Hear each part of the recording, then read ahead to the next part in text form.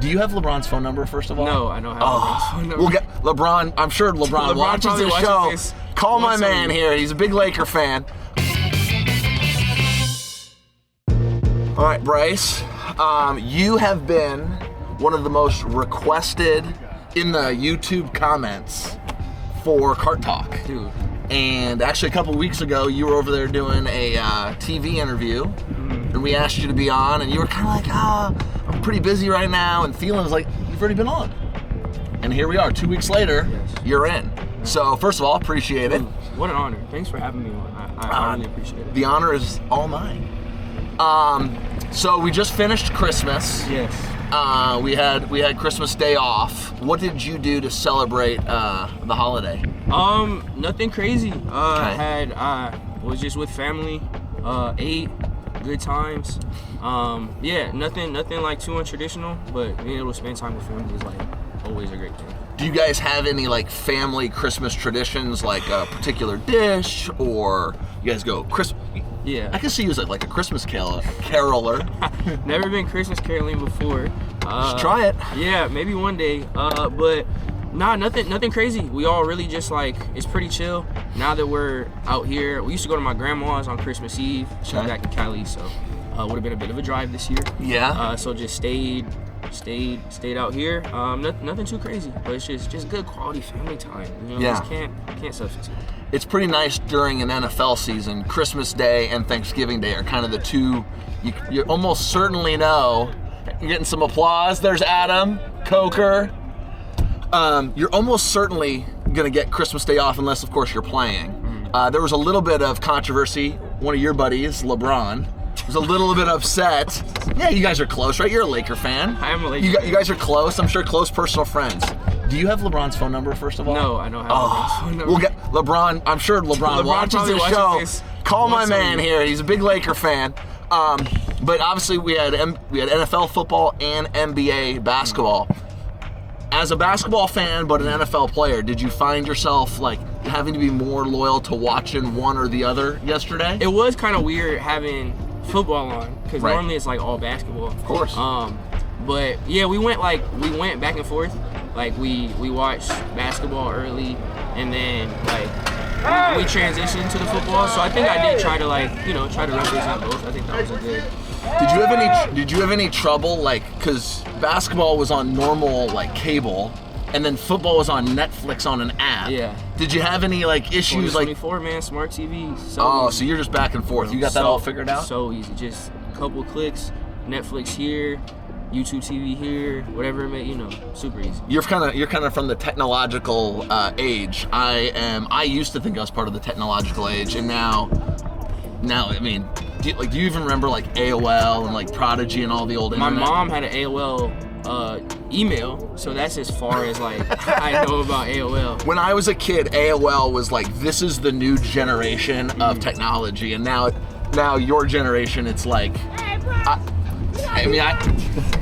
your generation, it's like, oh, I remember like my parents talk about AOL, so that's a little bit of the divide. It was a crazy time. If you were like here for this, did you MapQuest?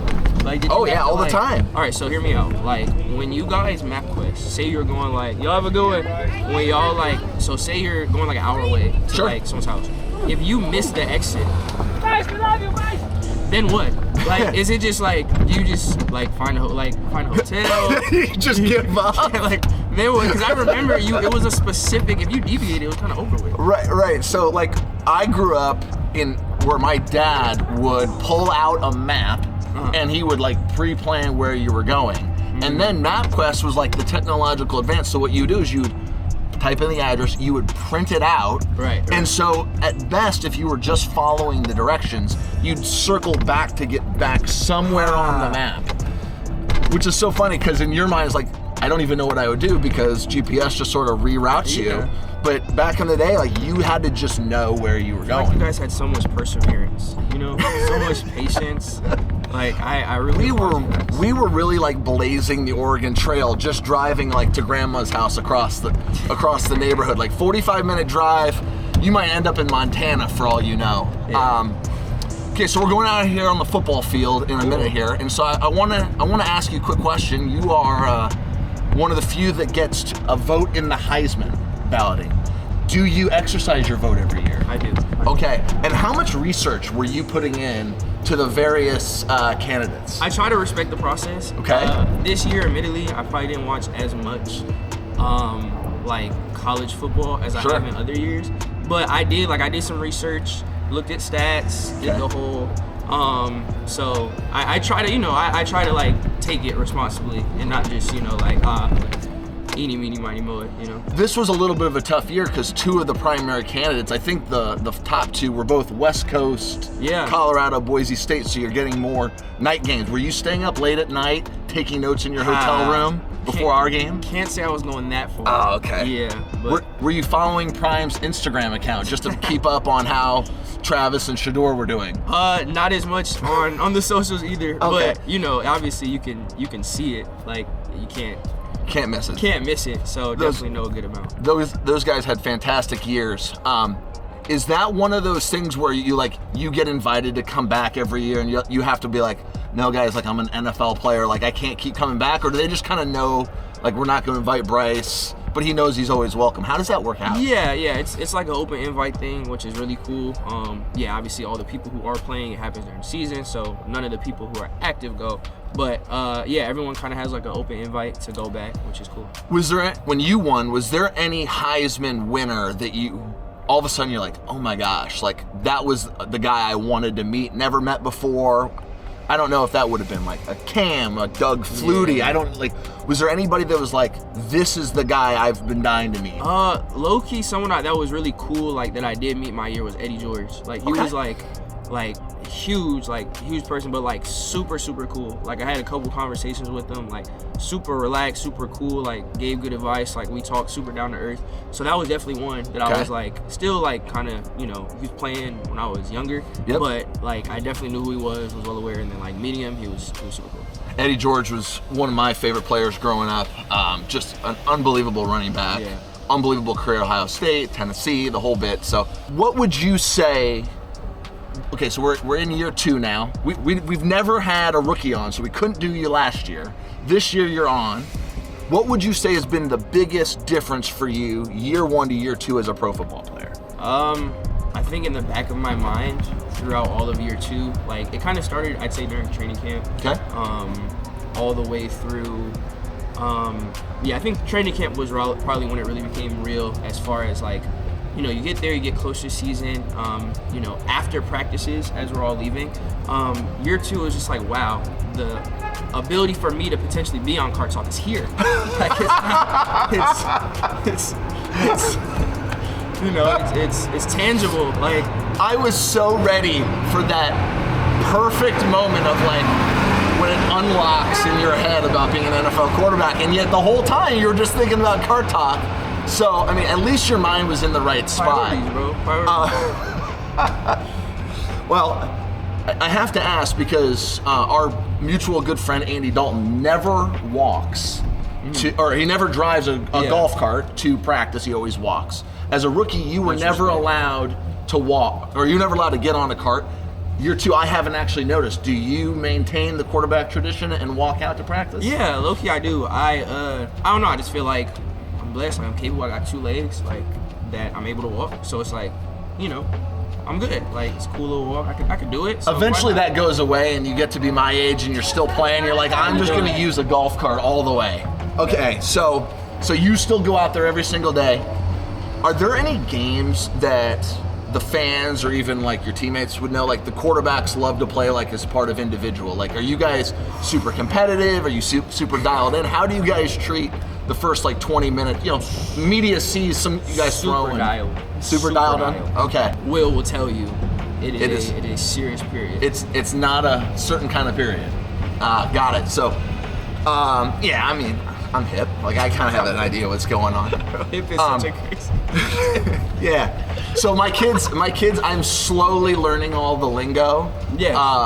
Update me. Like, what do you use on a daily basis? Like, what just came into into your speech that you're like, oh, I'm still learning how to use it, but like understanding someone, they have good aura. That's been a big one that my 11-year-old has taught me. Drip is maybe a little bit more obvious.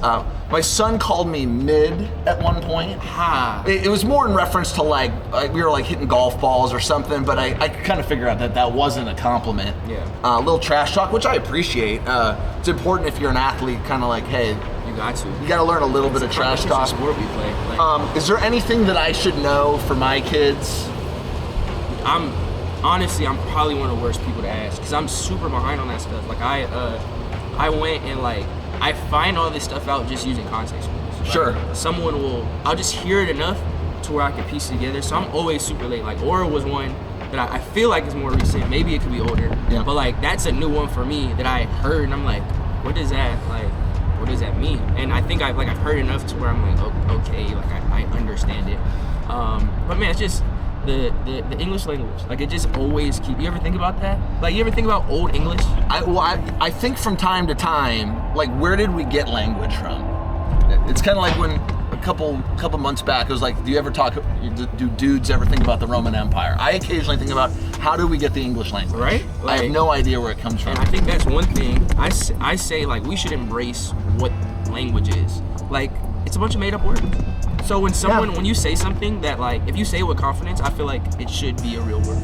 If you say it with confidence, you are full aura. It's like, oh, that's not a word. Like you just made that up. Like, yeah, well, the word at one point was just made up. Like, so maybe I just contributed. I'm pushing, I'm like pushing it forward. I'm moving the culture. I like the way you think. Yeah, thank you, man. And I'll slowly catch up here on these words like Riz and aura and all this other stuff. So, Bryce, I appreciate your time. We've been fantastic. I was asked multiple times, you have to ask Bryce about Rod Wave. I was asked specifically to ask you that. Now, I was told that was a rapper. I had no idea who that was. This is not a shock to anybody. But did you have a chance to go to his concert? Did you have a chance to talk to him? I have talked to him. Great. I appreciate it. Great dude. Like, talked to him a couple times. I wasn't able to go to any of like his concerts yet. Hopefully, of course. Yeah, I really want to. Like, do you have his phone number? I do.